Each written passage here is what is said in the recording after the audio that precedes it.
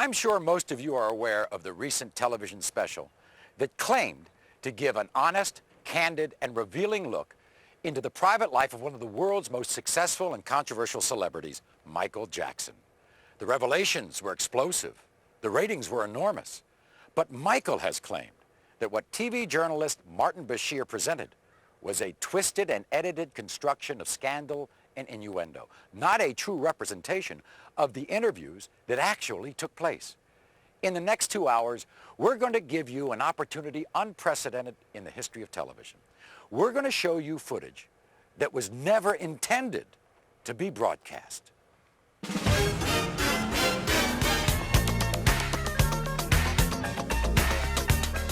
Tonight, the private video from Michael's own cameras. Cameras that shot the Michael Jackson interview.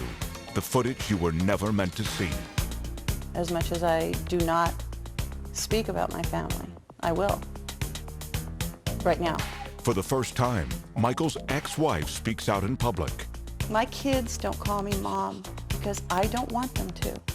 You'll find out what really happened during the astonishing incidents with his children in Germany. And I've seen better. People that flip their kids up in the air, do somersaults and catch them. To be honest with you, I think wait another 4 or 5 years, the kids will come in front of a camera and they will defend their daddy. You'll hear about Michael's childhood. One of the things I can see this man tried to do, he tried to pin something on me where I was real brutal. You'll find out how Michael really feels about his father. He doesn't know this, but I walk in the room and his presence would be there and I would faint. You'll hear about Michael's surgery that the other special didn't mention. The whole top of his head caught fire right in front of my eyes. You'll hear the truth behind Michael's children and their disguises. Michael's very proud of his children. I'm the one who's terrified.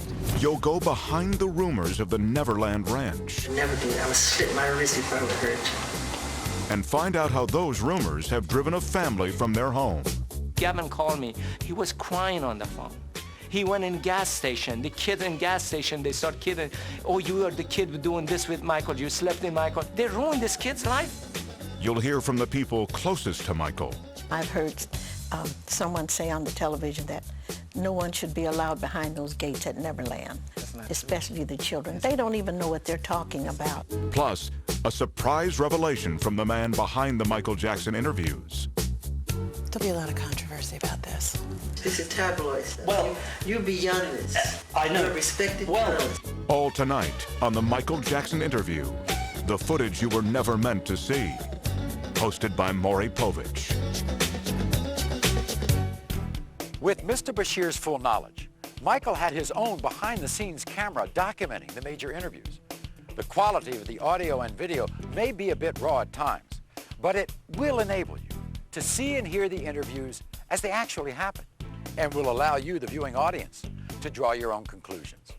And while Michael Jackson has provided this footage to us, he has absolutely no control over the editorial content of this program. But who is Martin Bashir? And how did he get an exclusive interview with one of the most reclusive pop stars the world has ever known? In 1995, this little-known British journalist caused an uproar when his sensational interview with Princess Diana revealed details of her extramarital affair. Since then, he has scored interviews with some of England's most notorious newsmakers, becoming somewhat of a celebrity himself. Martin, quick word for the evening news. His interview with Jackson was, as he put it, a request to show me the real man, but show me everything, make nothing off limits. Michael agreed, and the first interview was scheduled for the summer of 2002. In these photos of one of Bashir's interviews with Jackson, you can see the camera that captured the footage you were never meant to see. It's mounted right there on the light stand. This is the view it was capturing at the last interview. And this is the shot from the very first interview at Neverland. The man adjusting the lens. now this is on. Okay, so can we have silence in the house? Yeah. Is Jackson's own documentary cameraman. Well, I just wanted to clarify that it was not a secret video, because right now they're saying that we were secretly videotaping him, but that's not the truth. Mr. Bashir saw me, hooking up the camera, And you know, everybody saw the camera out there, and we were just rolling it. We usually do documentary on every, you know, things that Mr. Jackson does. Do you think that your success has actually made people turn against you? The bigger the star, the bigger the target. And the more popular I became, the more rumors that were created, which none of which were true. I mean, the moment I started breaking the all-time records of the biggest selling albums of all time, they called me weird overnight, strange, wacko. You know, they said I'm a girl, homosexual. He wants to buy the Elephant Man bones. He sleeps in a hyperbaric chamber. None of that stuff is true. All completely made up. I've seen where you all sleep. a lie. I've seen where you sleep, Exactly. and it's not a hyperbaric chamber. I sleep in a bed. I mean, people would be so surprised how normal and simple the way I live. Most people would have a very hard time thinking Michael Jackson's life was normal or simple.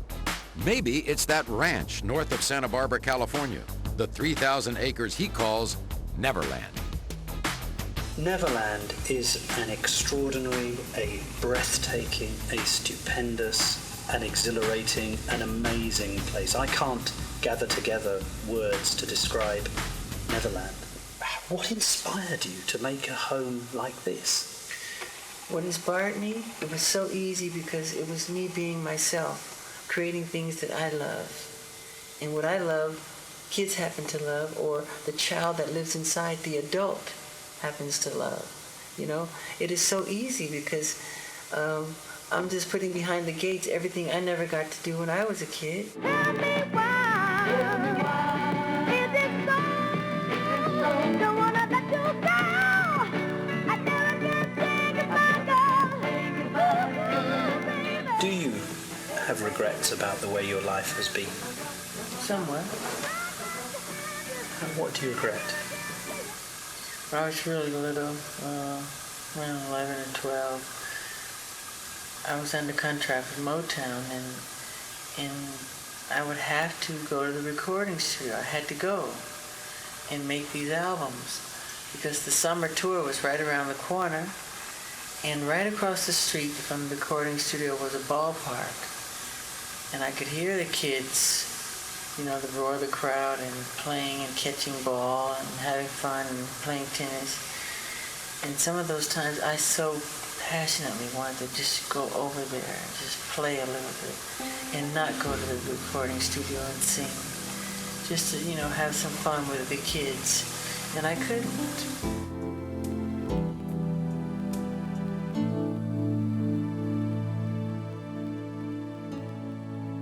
People say, why is he always with children? Well, I was raised in a world with adults. When kids were playing in bed sleeping at night, I was up doing clubs. I was doing club dates, 3 in the morning. The striptease would come on after us. You know, we were performing. And we didn't have friends. My brothers were like my friends, but we worked. There was no Christmas. There were no birthdays, and we were very strict Jehovah's Witnesses. So I'm compensating. Nature makes sure that I compensated for the lost. So when you come behind my gates, you'll see amusement parks, you'll see animals, you'll see everything I never got to do. There's candy everywhere. It's fun. While Bashir and his crew were here at Neverland, they got to witness what has become an almost weekly experience. Busloads of children, some from the inner city, some orphaned, some terminally ill, but all of them escaping their reality to spend a day at Michael Jackson's creation.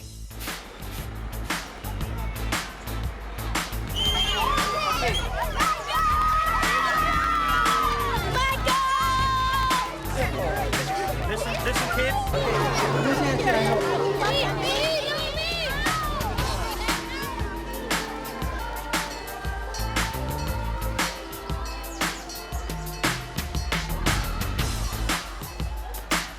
So, want to come over here and see the elders?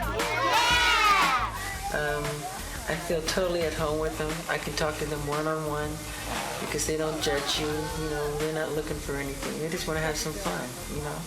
And that's the same with myself. And I can connect to that, you know. I can understand that. And the fact that I missed out on so much as a child. As soon as they come in the room, for me, the room lights up. I like the sound it makes. That's great. That's great. Because they're really funny. Oh my God, they're funny. Didn't one of them say something funny to you yesterday about... Yeah, one of the boys said to me, he said, he saw all the rides and all the amusements, and he said, Michael Jackson, you own all of this? I go, yeah. He said, you paid for all of this? I said, yeah, I did. And you still have money left over? That's exactly what he said to me. I said, yeah. I said, yeah.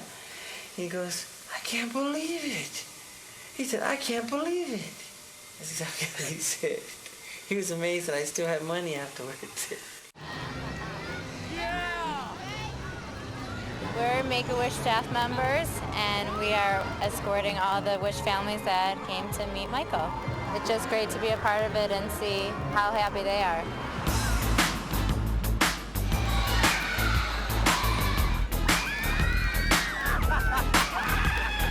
Everything is free. Theater, amusement park, whatever they want to do, they can do it. But it's not free to you. It's cost you millions of Millions dollars. a year, yeah, millions. But you know, I get it all back when I see them smile. Sugar attack right now. Peter Pan. I've been in the house. I've seen the statues outside the house. Why is Peter Pan a figure of such interest and inspiration to you? Because Peter Pan, to me, represents something that's very special in my heart. You know, he represents youth, childhood, never growing up, magic, flying, everything I think that children and wonderment and magic, what it's all about. And to me, I just have never, ever grown out of loving that or thinking that is very special. You don't want to grow up. No, I am Peter Pan. Hey, you're like a Michael Jackson. I'm Peter Pan in my heart. Do you think it would be true to say that you found friendship and inspiration in children that you haven't been able to find in adults? That's absolutely the truth. Really? Yes. Yes. I haven't been betrayed or deceived by children. Adults have let me down. Adults have let the world down. What you're seeing all took place on the day that Martin Bashir and his crew were filming at Neverland. You actually see him in several of the shots being taken by Jackson's camera crew. This was supposed to be a documentary to tell the truth, everything. And who would bring somebody to his life and open up all the way and wanted to lie about it? You know, if I want to lie about it, don't even do it. You didn't have to do this documentary. Nobody forced them to do this documentary. After a full day spent with children from the Make-A-Wish Foundation at Michael Jackson's Neverland Ranch, what was Mr. Bashir's comment? We'll quote directly from his appearance on ABC's Primetime Thursday. One of the most disturbing things is the fact that a lot of disadvantaged children go to Neverland. It's a dangerous place for a vulnerable child to be. Now, I'm not saying that I saw any evidence of Michael Jackson being involved sexually with any children. Quite the contrary. But what I am saying is that children who are vulnerable should not be going into the house of a billionaire superstar where they sleep in his bed. As we said, that was Bashir's comment heard on TV by millions of people. But what did Bashir say to Michael Jackson about this day at Neverland? Let's take a look at the footage that was captured by Michael's camera, documenting the interviews. The problem is, you see, nobody actually comes here and sees it. But I was here yesterday, and I saw it, and it's nothing short of a spiritually kind thing. He does it all the time. I know, but I've told him. I know. A lot of people see it, but they never talk about it, and I've said this to him, and what I've wanted to convey is those two things. And what we've had the privilege of doing this week is not only talking about the musical genius, but about what we saw yesterday, which was incredible. The woman you see has been Michael's makeup artist for over 20 years. After listening to the glowing praise Bashir had for Michael in this interview, she had a very hard time believing he could call Neverland a dangerous place for children. I've never read about that.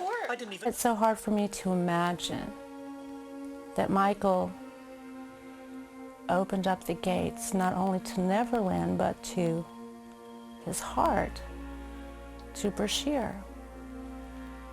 And I really thought that Bashir got it.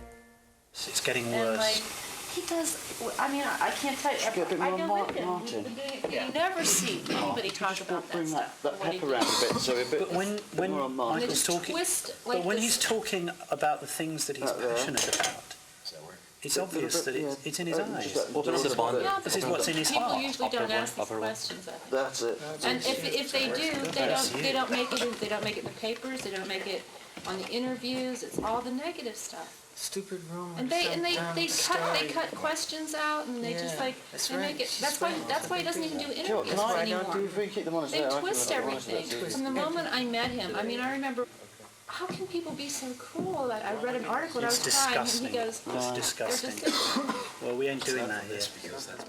Now, what could make an award-winning journalist have such a different opinion between what he would say on the air and what he would say in the interview footage not included in his special? It appears that after Mr. Bashir had called cut for his own camera crew, he may well have forgotten that Michael's camera was still recording his every word, a possibility supported by a written request from both him and the producers of his special to make Michael's footage available for their review. The different opinion expressed by Mr. Bashir regarding the safety of the underprivileged children who visit Neverland is only the first of several contradictory moments captured on tape, all of which you will see and hear on this program. When we come back, an exclusive interview with Michael's ex-wife. As much as I do not speak about my family, I will. Right now. Michael makes a long overdue confession. You had sex with Debbie. Yes. I know that's difficult for me to say because you're so embarrassed. But you actually had sex with her. You conceived those children. Yes. And Debbie tells us about the result. And then his son was born. And the look on his face. Plus, a very surprising revelation from Michael's private cameras. All when we return to the Michael Jackson interview, the footage you were never meant to see. Be careful what you do. Don't go around breaking young girls' hearts. And mother always told me, be careful who you love. And be careful what you do. After the lie becomes the truth. Hey, the feeling she's not my love. She's just a girl. That I am the one. But the kid is not my son. She says I am the one, but the kid is not my son.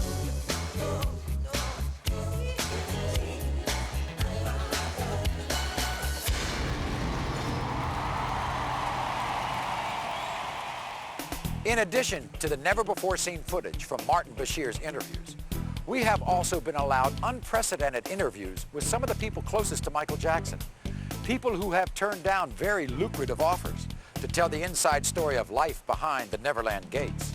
They break their silence for the first time, and not for money. No one interviewed for this show received any payment to tell their story. Their reason for appearing here is to tell the truth as they see it. And the person who has most avoided the glare of the spotlight is the person who was perhaps the closest to Michael, the woman who was his wife and the mother of his first two children, Debbie Rowe. What's happened in the past is things have been taken out of context, twisted around. If I can help straighten it out, as much as I do not speak about my family, I will. Right now. When I was talking to Prince one day, he said to me that he didn't have a mother. You say you didn't have a mother? Yeah, I said, Prince, where's your mummy? And he said, I haven't got a mother. That's right. Did you tell him to say that? What do you think he means when he says, I haven't got a mother? Like he said he didn't have a mother. My kids don't call me mom because I don't want them to. They're Michael's children. It's not that they're not my children. But I had them because I wanted him to be a father. I believe that there are people who should be parents. And he's one of them. And he is such a fabulous man and such a good friend. And he's always been there for me, always, from the day I met him. I could do something for him, and this is what I wanted to do. Most people think Michael and Debbie's relationship was very short-term. Actually, they met over 22 years ago. Was it intense, bam? No. No, it was over time. It was over time. I think it was 18 years, 17, 18 years that I knew him when I had Prince. In that time, they've gone on some very unusual outings, often with Michael in disguise. Yeah, he'd call, what are you doing? Nothing, what are you doing? When I go to the video, yeah. You know, we'd sneak out without security. We got caught. I was, oh my God, this is like a Beatles film. We're getting chased by people. We'd have to call security and they'd bail us out. But yeah, we'd go out and do stuff. So you'd go out Sneak to him the into ranch sneak him into premieres and things. Yeah, we had a good time. We had a good time. He's always a lot of fun. When did Michael start talking about wanting to have kids? Was this when he was still with Lisa Marie, or? No, they had broken up, and I was trying to console him because he was really upset, and he was upset that, you know, he said he really wanted to be a dad, and I said, so be a dad. And he looked at me puzzled, and I said, let me do this. I want to do this. You've been so good to me. You're such a great friend. Please let me do this. I said, you need to be a dad. I want to do this. And he, no. I nagged him into it, if you will. She's a wonderful person, too. She knew that Michael Jackson loves children. Yeah. And she knew that Michael Jackson wanted children. That's why. And she was... You need to be a daddy. Right.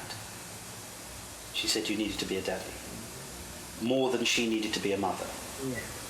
She wanted to do that for me as a present.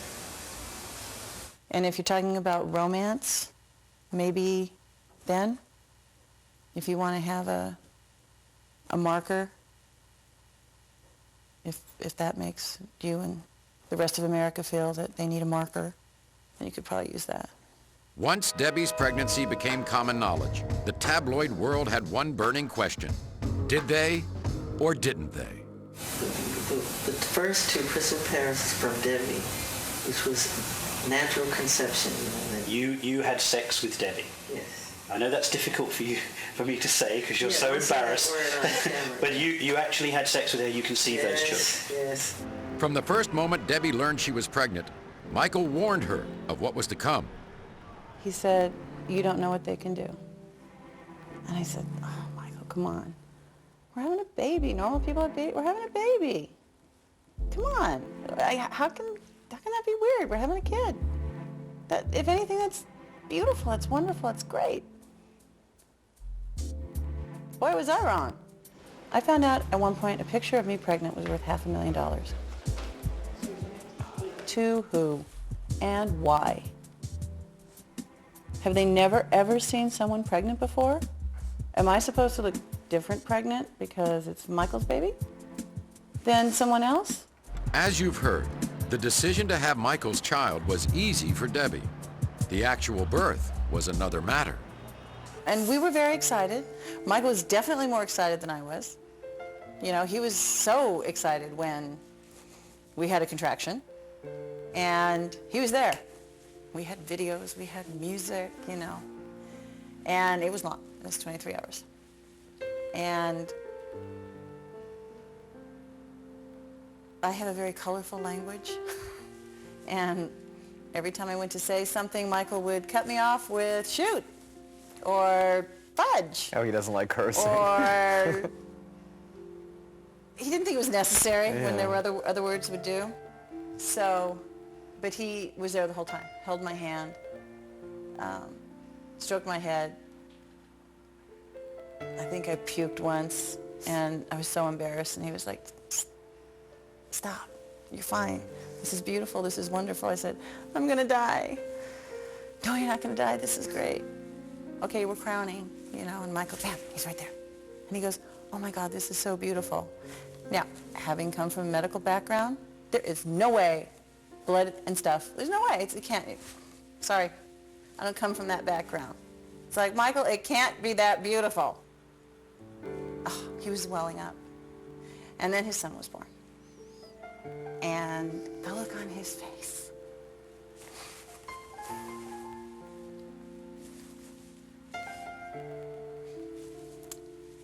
Talk amongst yourselves.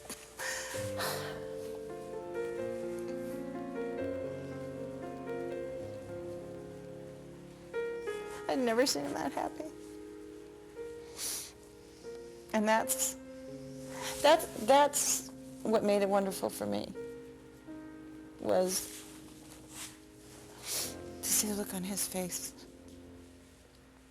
The birth of Prince Michael was soon followed by a sister, Paris. Yeah, we were kind of told we should wait. You know, I guess there's a suggested waiting time, but I was flying to Paris all the time. That's actually how she got her name. That's where she was conceived. Do you not think, though, that your children would benefit from contact with their mother? No, because she doesn't, it's private information. She doesn't, she can't handle it. She can't handle her own children? Yes, I can't reveal that because I don't want to make anybody upset.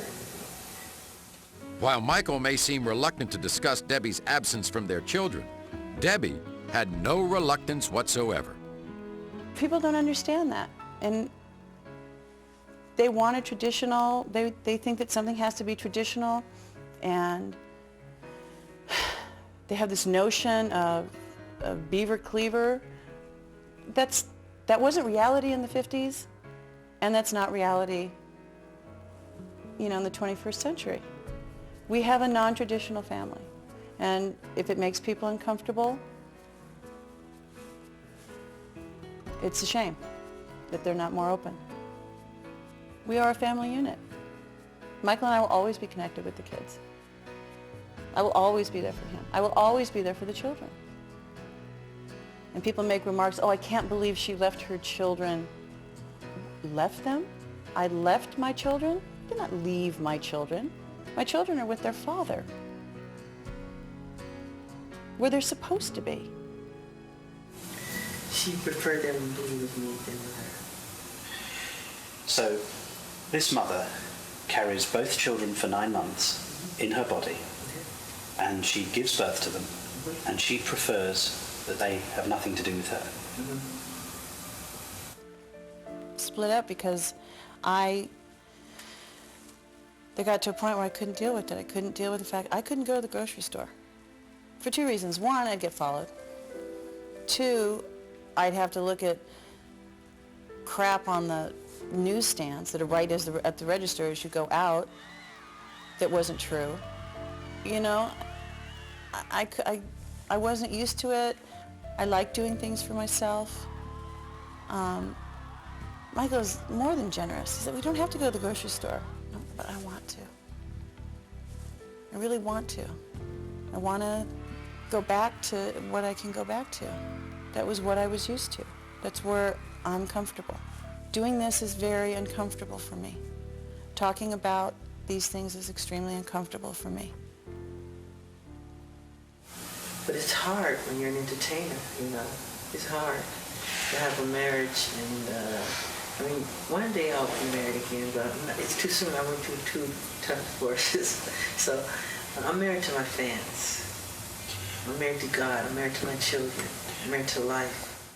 Coming up, the notorious incident that had the whole world talking. And it happens for like 2 seconds, but when it gets on the news, we slow it down. Michael's mother reveals what it was like to grow up in the Jackson 5. Joseph didn't beat him or anything like that. We just disciplined him out of love. And we find out why Bubbles had to go. Because since they get to an age like teenage kids do, where they want to challenge their parents. All when we return to the Michael Jackson interview. The footage you were never meant to see.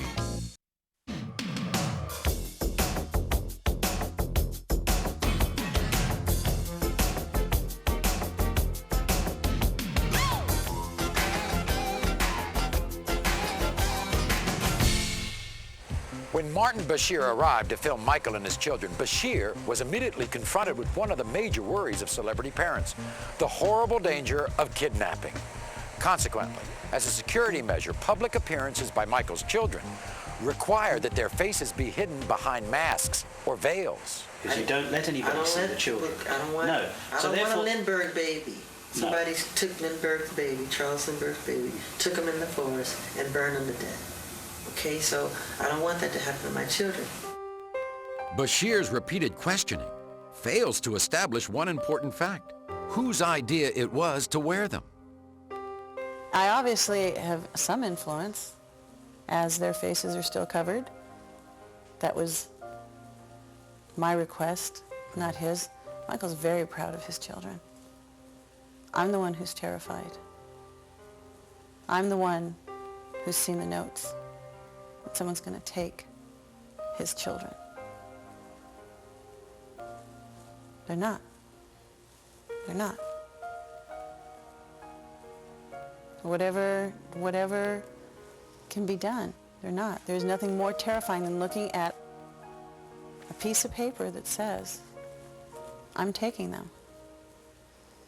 And I said, you know what? I wore a scarf, no big deal. Pretend it's Halloween. I don't want people seeing them. Because the press, they can be very mean. I don't want them to grow up psychologically crazy because of the evil things they could say to them. I want them to be normal. That makes sense, doesn't it? Yeah. Right? It does. It does. And I'm sure at some point he will say, to the children, do you want to wear the scarf? I will have immediate heart failure, but he's not going to make his children do something they don't want to do. He's not that kind of a parent. Not at all. And I truly don't see why everybody focuses on that. I mean, it is a fashion statement. Are the scarves not matching? We'll work on it. While some people may have a hard time with the intense security measures Michael and his family have to follow, there was one particular occurrence in Germany that had many people questioning his children's safety.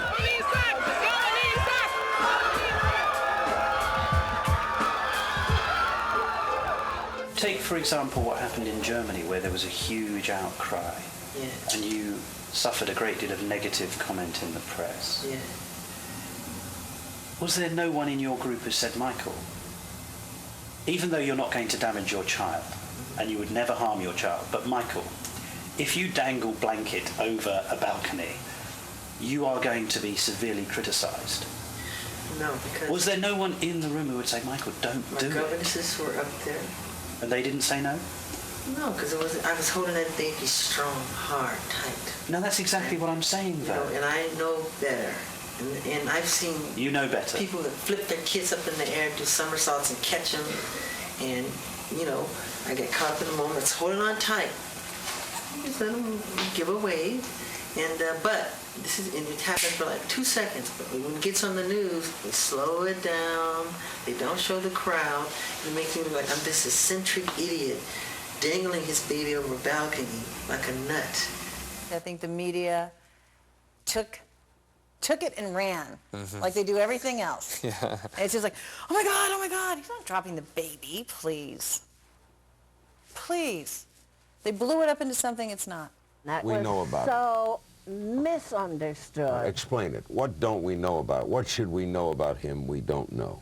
All right, I'll tell you from the very beginning. Good. He had such a grip on that child. And if you look at it again, he's got that child so tightly held under the armpits. You're showing it now. Yeah, he is got it pretty tight under his arm. Governance was up there, security was up there. Other people, I took my other children up there and did the same thing.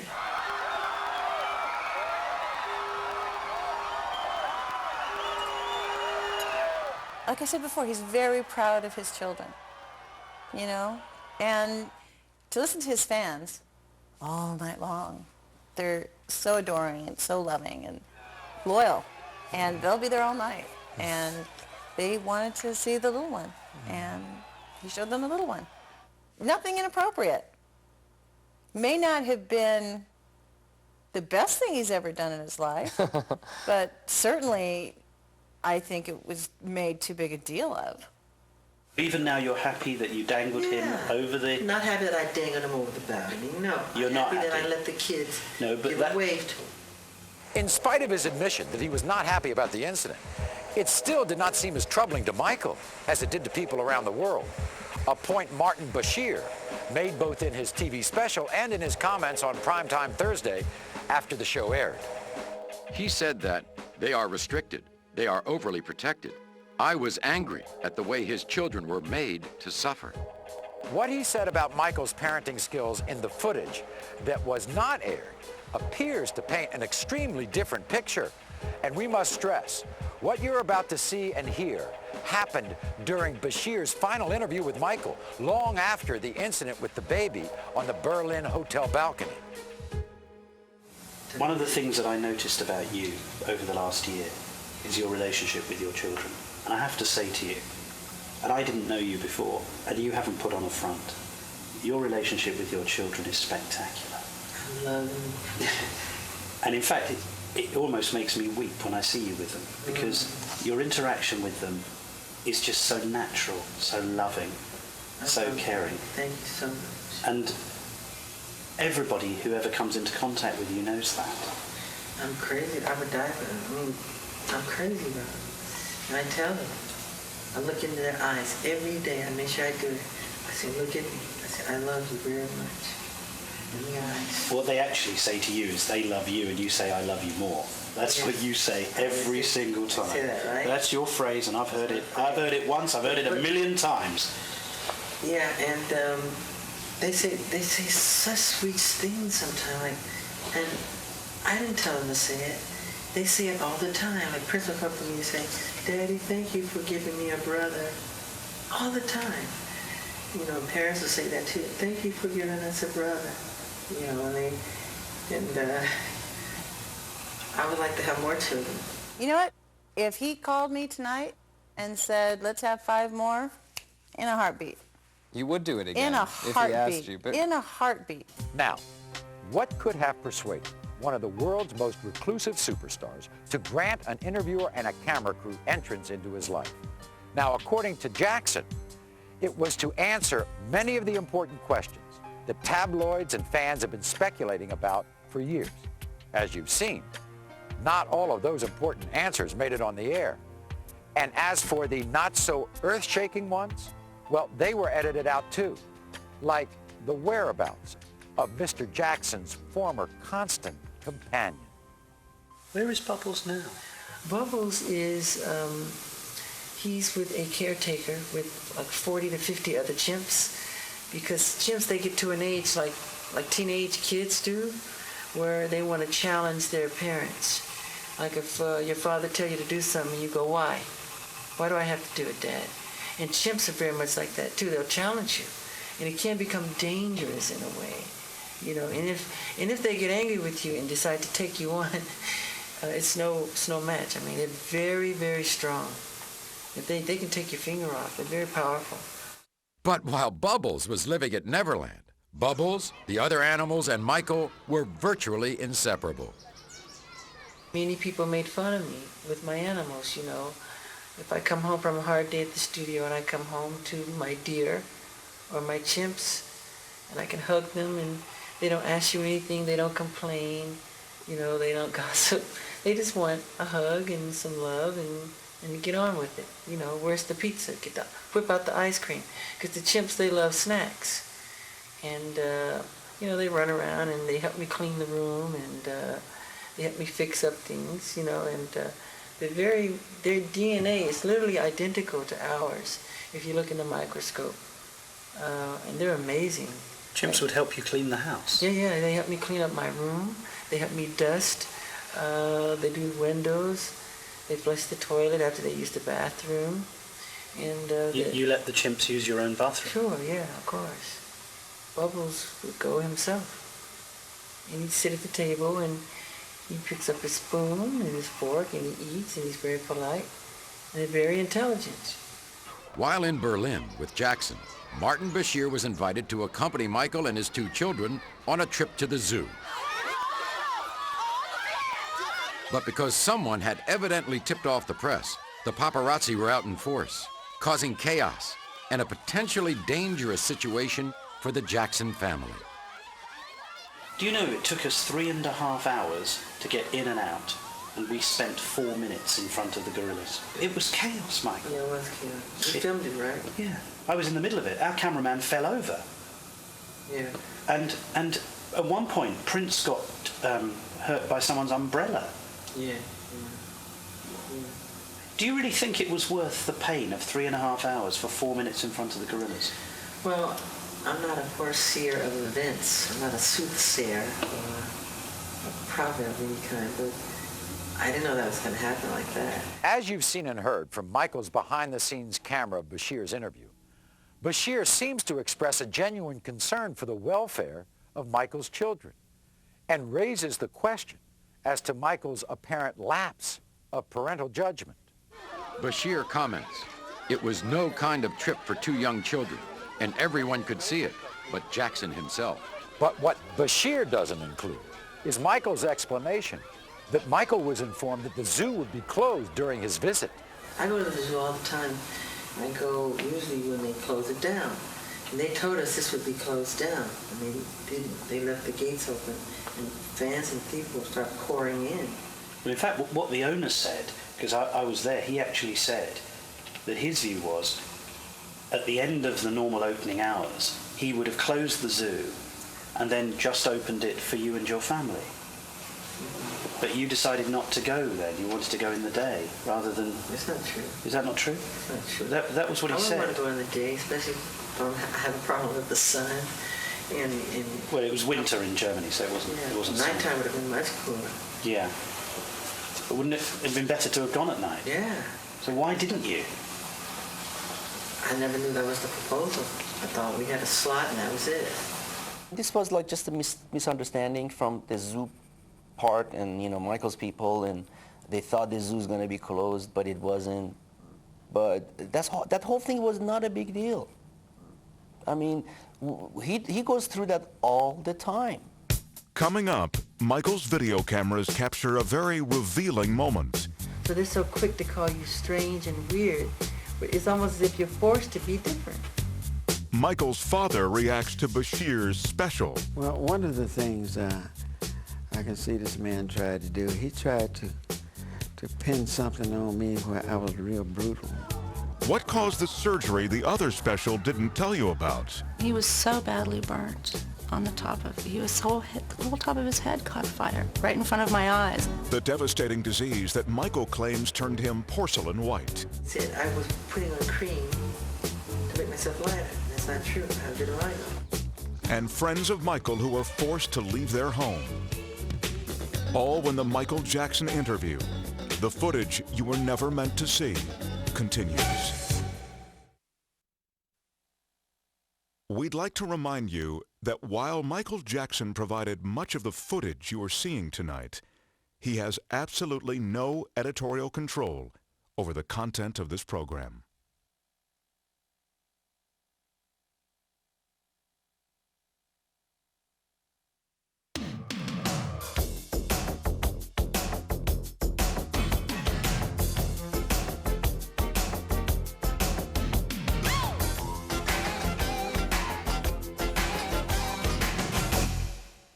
In the past hour, you've seen a British journalist ask some tough questions.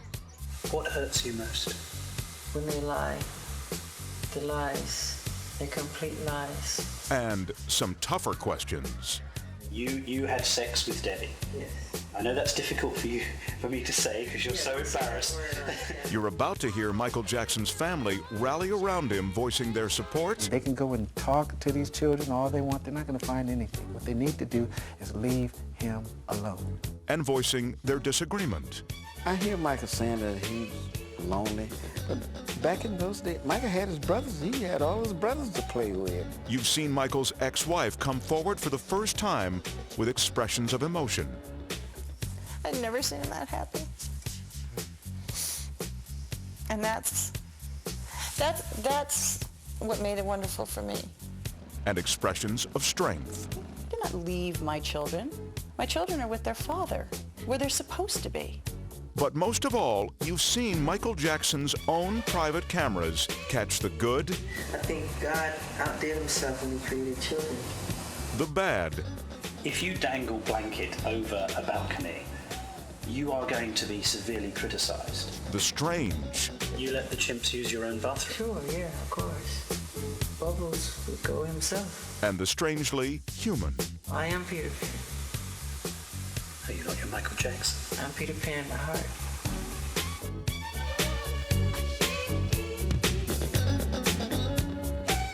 But what you've seen so far is only the beginning of the Michael Jackson interview, the footage you were never meant to see.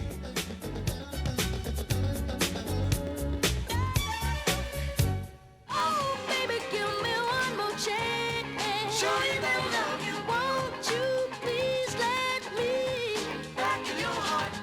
In addition to revisiting the interviews with Michael Jackson that were contained in the ABC special, we've also asked members of the Jackson family to comment on the information that the special chose to include. While the Jacksons are a very supportive family, not all of what they have to say is in complete agreement with Michael. And many of the comments you'll hear have never been revealed publicly until now. We tried to get above all of this, the way of being united together. We don't like what some of the things are being said out there, but when you're number one out there all over the world, you get those kind of pot shots at you at all times. You've been so successful and you've amassed so much wealth. You never need to work again. And yet you don't seem to be able to enjoy it. It seems that you're restricted somehow. I enjoy it through my children. I enjoy But I'm it. talking about you. You just don't seem to enjoy it. Enjoy what?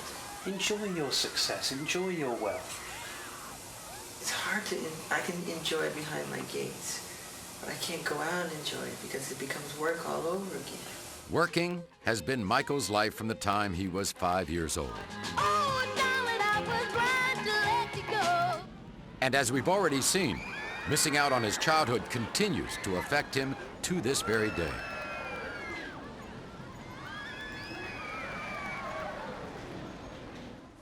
You often seem very lonely. Is that true? I used to be very lonely, painfully lonely. So, you have no idea.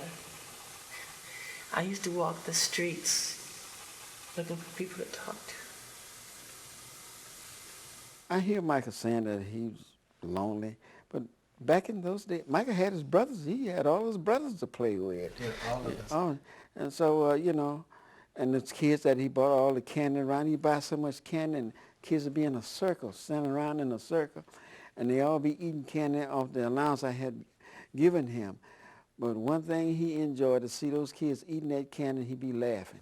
Weren't you surrounded by your family, by musicians, by people wanting to be your friend? You were an international superstar. How can you say you had no friends? Because those people spoke to me on a language on another level that was musical, that was entertainment, but to get away from that, to separate oneself from that, and to try to discover the fun things about life. When do you feel lonely? When do I feel lonely?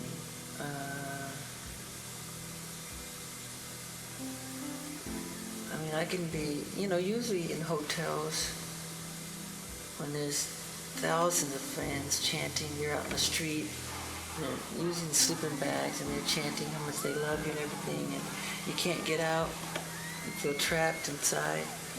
and you just cry. You feel lonely, you know?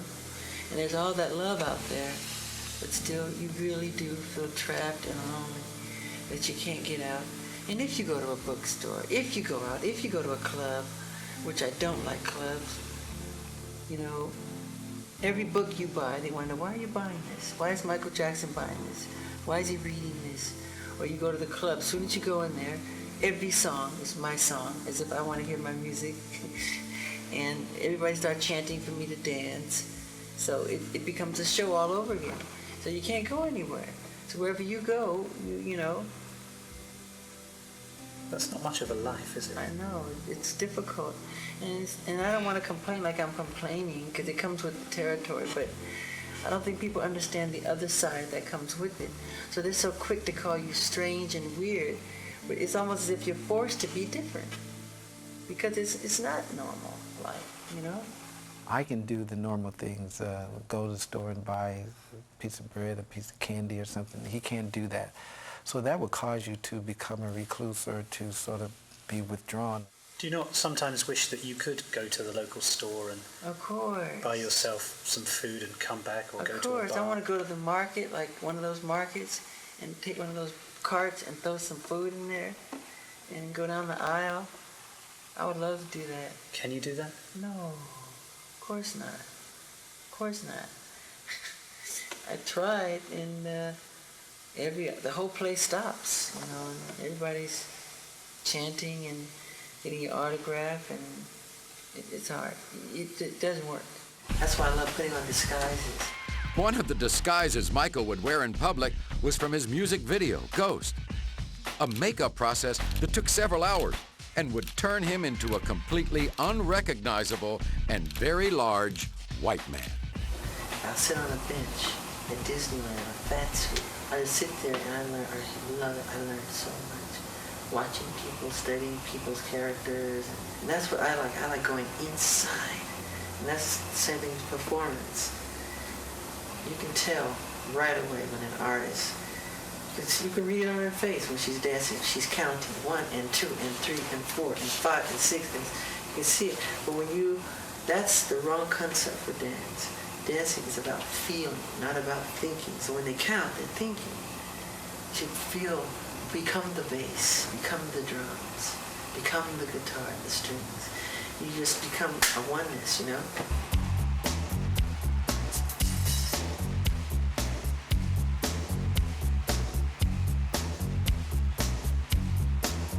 That's very important. But that's real. But that's Michael Jackson talking as a performer. I love performing. But that's not... I wish I could sleep on stage. But that's not Michael Jackson the person.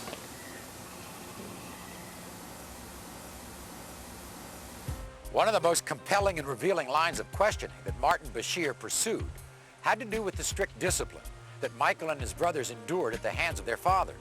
Unfortunately, this is footage that Mr. Bashir and his producers have not allowed us to show you. But we can tell you that it was a very emotional description of beatings with belts and the cords from irons. You remember when you said to me that you just wanted to run away from your father? I hid. I used to hide. Well, one of the things I can see this man tried to do, he tried to pin something on me where I was real brutal.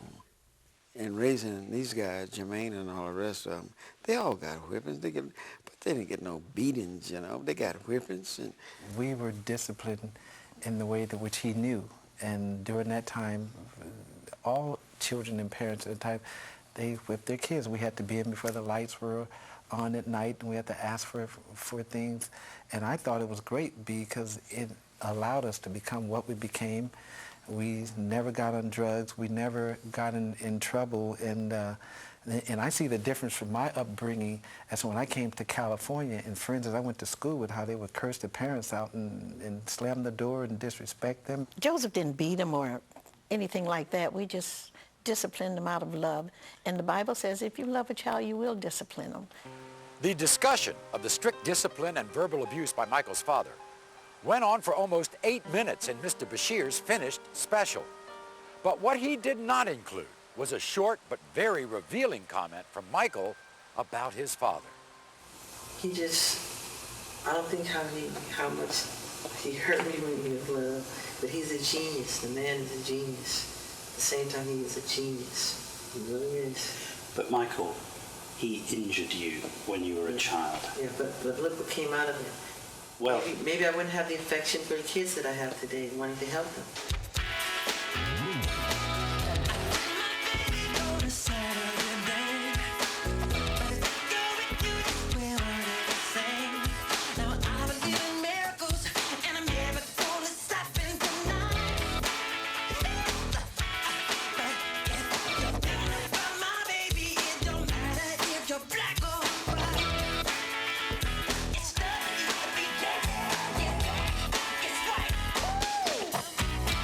Without a doubt, one of the most controversial topics of Michael Jackson's life is his relationship with children.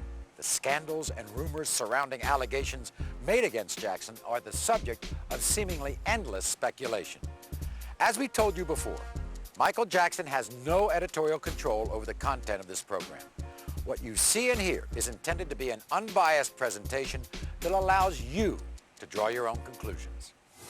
some years ago, you yourself were about to embark on a tour, and allegations were made about you and children. What about 1993? What happened? What was Michael Jackson doing? Because they don't know me. They don't know me. All that was false. Complete innocent guy. I would never do it. I would slit my wrist before I would hurt a child. He would never hurt a child. Never. It's not in him. No way. He would never do anything inappropriate with a child. It's the furthest thing from his mind.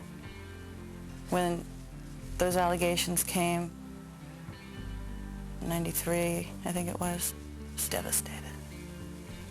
I mean, talk about going for the jugular. At every opportunity, the media has dissected and manipulated these allegations to reach their own conclusions. I ask all of you to wait and hear the truth before you label or condemn me. I watched Michael after they accused him of that child molestation. But at first he was a little lonely and all, but he never stopped because he knew it wasn't the truth, and he never stopped loving children. No, that's what I admire about him. He keeps going. He's not going to give up. And he's going to still give to all of us. I just know it. And Bashirs will come and go. You know? Michael will live forever.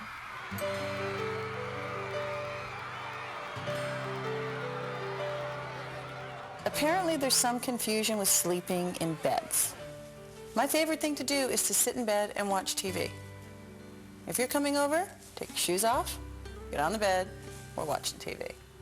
Michael was never indicted. I said he was never charged. He was never anything. Now, they came in this house, right, and they tore this house apart. They went in my mother's safe. They went in, and they tore it up, and they went in my mother's high blood pressure pills, and they were looking at, I mean, just what were they looking for? They were trying to get some crap on Michael that was not true. What hurts you most? When they lie. The lies. They're complete lies. And it hurts. And it hurts me because I know there's children out there who has to hear that crap. Why do people do that when all you have done is brought some of the most beautiful music, most beautiful popular music that many of us have ever heard? Why do people want to judge you if you've done, all you've done is been an artist and brought wonderful music? Because with success, people become jealous. It hurts to be misunderstood. No matter how much you try to put people on track, there will still be some judgment, things said that it's so far from the truth. Following the broadcast of Mr. Bashir's special, the speculation about what went on in Jackson's private life was once again headline news, primarily due to the story of Gavin, a young man who had reportedly been dying of cancer. Gavin was somebody who was diagnosed with cancer. Doctors gave him, I think, 3 weeks or 1 month to live. One of his last wishes was to meet Michael, a request fulfilled through Los Angeles businessman Jamie Masada. Then he said to me, he said, under his breath, he said, I want to meet Michael Jackson. At that point, I didn't know Michael Jackson. And I just came out of the room, I started crying. I didn't know what to do. I called Neverland. I said, is any way you can get a chance to call the kid? Then I'll come in next day, and I said, Gavin, he'll have a little smile on his face. I said, Gavin, what's going on? He said, Michael, call me. Gavin and his family formed an immediate bond with Jackson, creating an atmosphere that many believe played a large part in Gavin's recovery. You know, 2.5 years ago, the doctor, they said 2 more weeks he's dead. Now he's alive. His appearance on the Bashir special showed a seemingly healthy and happy young man, clearly very fond of Jackson. And while Mr. Bashir did touch on Gavin's amazing recovery, many believe that the real focus was on Michael's relationship with the young man, especially the revelation that they had spent the night in the same room. The thing is upset me right now. The reason I'm giving you in the interview, because Gavin called me. He was crying on the phone. He went in gas station. The kids in gas station, they start kidding. Oh, you are the kid doing this with Michael. You slept in Michael. It's horrible to do to a kid. This kid been through life. He's been through horrible life so far. Since Mr. Bashir's documentary aired, Gavin and his mother have gone into seclusion after being bombarded by requests for interviews from tabloids around the world. This statement released to the press by Gavin's mother says, I'm appalled at the way in which my son has been exploited by Martin Bashir. The relationship that Michael has with my 3 children is a beautiful, loving, father, sons, and daughter one. To my children and me, Michael is a part of our family. In addition, she is considering action against Mr. Bashir for including Gavin in his special without parental consent. You can only take the lies for so long. And I've reached my limit. And that's why I'm doing this. I'm not here to defend my boss. I'm here to tell the truth. I didn't really know how you behave with the people who come to the ranch and come to your home. I hadn't seen it. And you were the most generous person. But I looked around here yesterday, and some of the people really appreciated it. But others were greedy. Others couldn't help themselves. Do you sometimes despair of human nature? Yes. One of the topics repeatedly brought up in Martin Bashir's interviews is the same one that has been the subject of speculation by countless tabloids, talk shows, and comic monologues for over 20 years. Michael Jackson's changing appearance. Having surgery or changes or whatever, cosmetic surgery or anything like that. People have that sort of thing in this country all the time. All the time. People go on a weekly basis to have things changed. And most celebrities, most movie stars, you know. So why is it such an issue that you do that? But the fact that they said I had, like I'm overly obsessed with it, is not true. That's not, the things they've said that I've done are not true. I haven't had my eyes done. I haven't had my cheekbones done. I haven't had my lips done. I haven't had my chin done. That's a lie.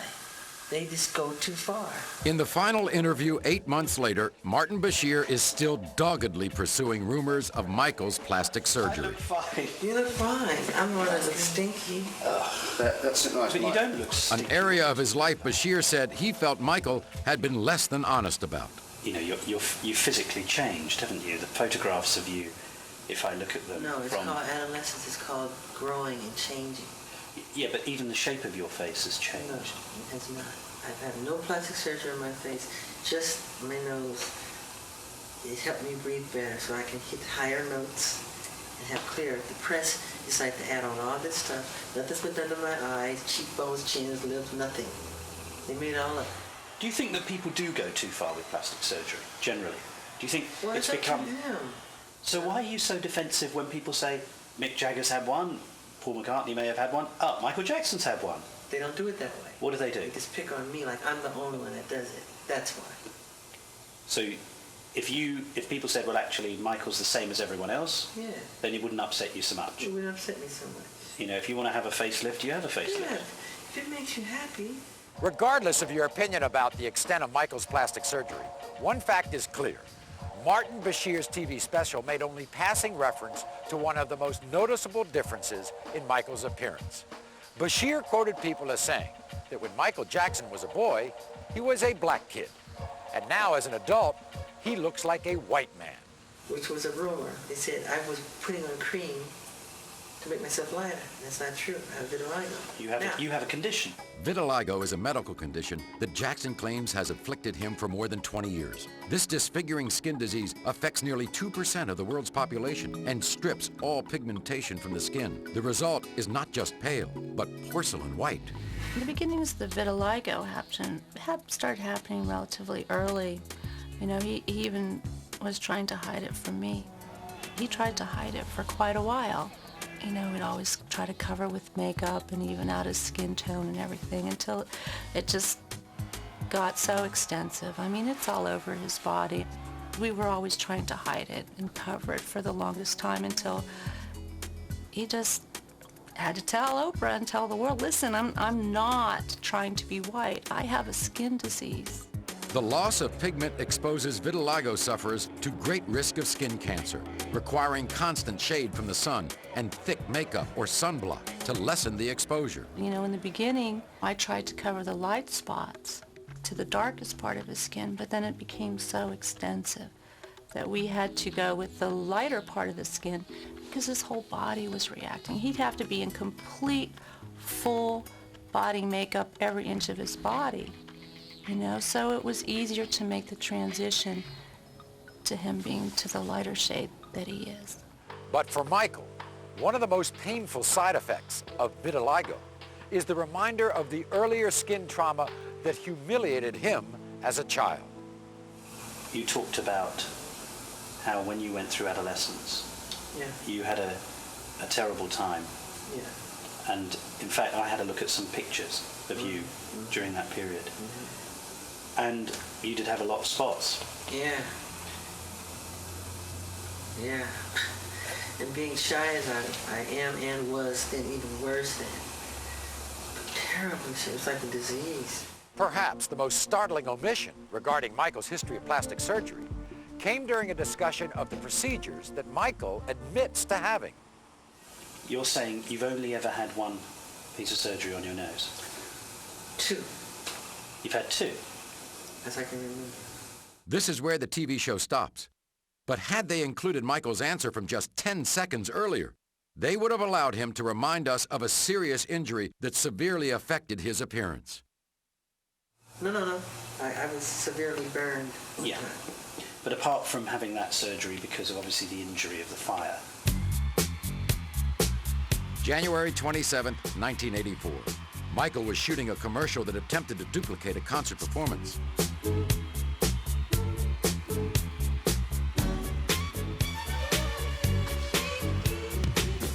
During the last take, a planned pyrotechnic explosion went wrong and ignited Michael's hair on fire. He was so badly burnt on the top of, the whole top of his head caught fire right in front of my eyes. And I couldn't do anything about it. I couldn't get to him on time.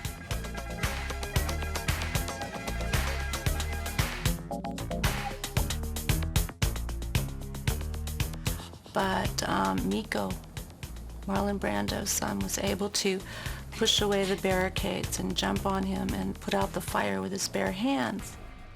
He will have nursing and medical personnel on call 24 hours a day. Due to his very excellent health and his very strong personal and religious commitments, he will have as excellent a recovery as is possible. Michael was rushed to the hospital, where he was treated for 2nd and 3rd degree burns. He later underwent skin graft surgery in an attempt to repair the damage. But as we noted, as severe as this incident was, it was completely ignored by Bashir. You done nothing to your cheeks?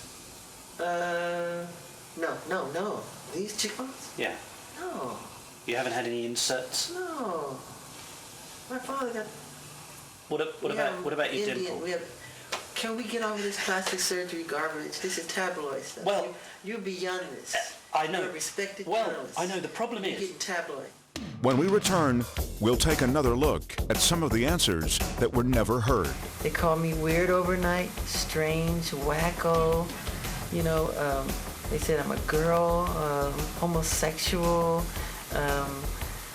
He wants to buy the Elephant Man bones. He sleeps in a hyperbaric chamber. None of that stuff is true. And some of the differences in opinion. So you're happy you did it now? Yeah, because I've shared. Even though you've been attacked, even though people in America say you shouldn't look after your own children? Yeah, but a lot of people said, leave him alone, shut the hell up. A lot of people. All caught on Michael Jackson's own camera.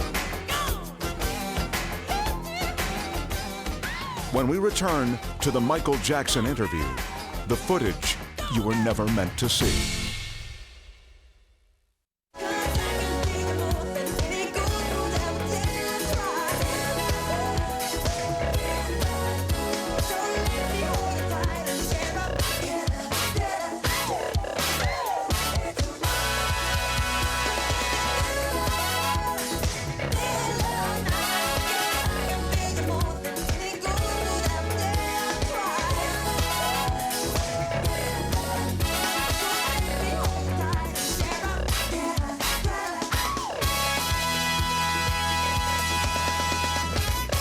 One of the basic qualities of respected journalism is objectivity.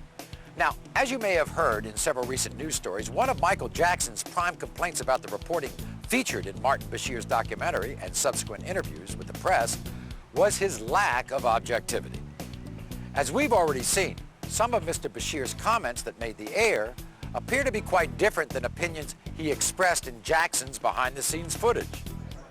About Michael's ranch, Mr. Bashir's on-air comment was, "One of the most disturbing things is the fact that a lot of disadvantaged children go to Neverland.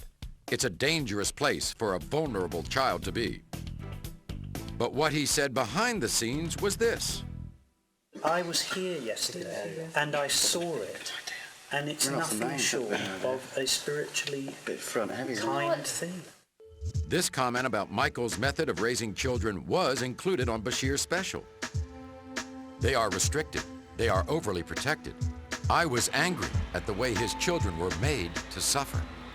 But this was not. Your relationship with your children is spectacular. I love them. And in fact, it almost makes me weep when I see you with them. Another of Jackson's complaints about the documentary is the non-inclusion of certain statements that he feels are pertinent to objective reporting. Like when Bashir devoted almost 8 minutes to the abuse by Michael's father? You remember when you said to me that you just wanted to run away from your father? I hid. I used to hide. But did not include this short and revealing comment. He hurt me when he was little, but he's a genius. The man is a genius. On Michael's taking his children to the zoo, Bashir says, "It was no kind of trip for 2 young children, and everyone could see it, but Jackson himself." But what you don't hear is Michael's response. I go to the zoo all the time. I go usually when they close it down. And they told us this would be closed down. And as far as probing for the truth about Michael's changing appearance, the subject of vitiligo was virtually ignored. And the severe burns and reconstructive surgery were never mentioned at all. Can we get over this plastic surgery garbage? This is tabloid stuff. Well, you're beyond this. Regardless of whether you feel that Michael Jackson is correct in his assertion that Martin Bashir's documentary was not a true representation of the interviews that actually took place, there is one question that many people share. How could Michael Jackson, a 44-year-old man who has spent most of his life in the spotlight, have allowed himself to open up to a virtual stranger? This footage from Michael's camera may give you a better understanding. That was great. Thank you. That was really, really special. It seems to me that through history, people, they really want to make someone big, and they want to be, oh, this person is so talented, and we've got to make them godlike, and they have to be perfect. And then as soon as they're there, they get more joy in tearing someone down. Eventually, when you talk and you say it like it really is, you just light up. That's what. It's about bringing out what you're about. That whole special was, it was just an attempt to tear him apart, and he trusted. He trusted Martin Bashir. They took this thing back to the studio, and they took a lot of things out, and the way this thing was narrated, it was just not fair. Why have you and I spent the last 20 years never hearing that? Why have I never? No, you tell me. I'm always continuously. They want to make you out to be crazy. And then slowly he started bringing his own opinion into the picture. As a reporter, as a news, I like to see the truth, then I'll decide what my take would be on it. Aren't that being honest, Turtle? You know me long enough. Yeah. I'm being completely No, it's not just you though. You can see that. Bashirs will come and go, you know? Michael will live forever in everybody's hearts.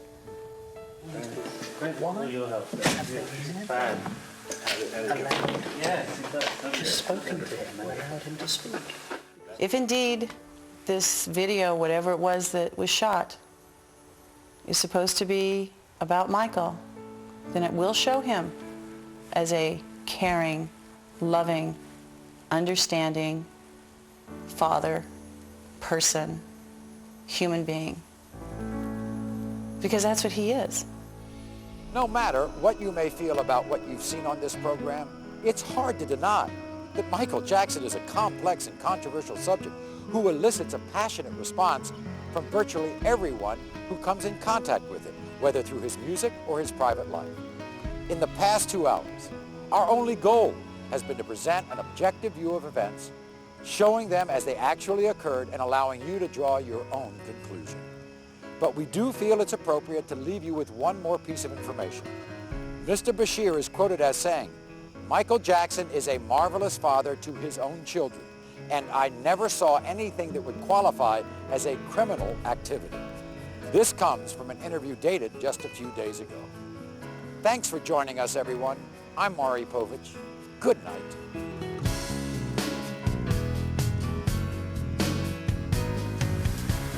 Do you sometimes despair of human nature?